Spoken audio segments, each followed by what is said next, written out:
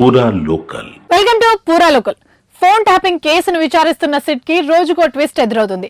అక్రమంగా ఫోన్లను ట్యాప్ చేయడానికి ఎస్ఐపి మాజీ చీఫ్ ప్రభాకర్ రావు టీం వ్యవహరించిన తీరు అందరినీ షాక్ కి గురి చేస్తుంది. ట్యాపింగ్ వ్యవహారంలో ఎవరినైనా టార్గెట్ చేసుకుంటే వారితో పాటు వారి అనుచరులు, డ్రైవర్లు, వ్యక్తిగత సహాయకులు, ఇంట్లో పనిచేసే పని మనుషుల సెల్ ఫోన్లపైన నిఘా ఉంచిన తీరు సిట్ విచారణలో బయటపడుతోంది. ఇప్పటి సీఎం రేవంత్ రెడ్డి, బండి సంజయ్, పొంగులేటి శ్రీనివాస్ రెడ్డి, ఈటల ఇలా పెద్ద పెద్ద నాయకులే టార్గెట్ గా చేసుకున్నారని సిట్ అధికారులు గుర్తించారు. కొండలరెడ్డి సన్నిహితులు సుభాష్ రెడ్డి, కపిల్ ఫోన్ల సంభాషణలు రహస్యంగా విన్నారట. అలాగే బండి సంజయ్ అనుచరులు బోయిన్పల్లి ప్రవీణ్ రావు, తిరుపతి ఫోన్లపై గట్టి నిఘానే ఉంచారు.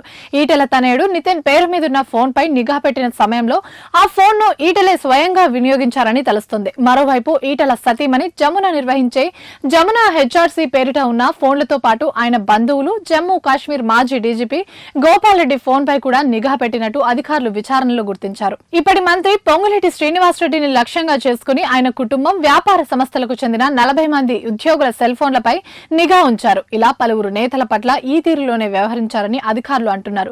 ఇంకోవైపు గత ప్రభుత్వ హయాంలో ఆ పార్టీ నేతలపైన కూడా గురిపెట్టారని సిట్ అంటోంది. 2023 నవంబర్ 15 నుంచి 30 వరకు 4013 ఫోన్ నెంబర్లపై నిఘా ఉంచినట్టు సిట్ గుర్తించింది.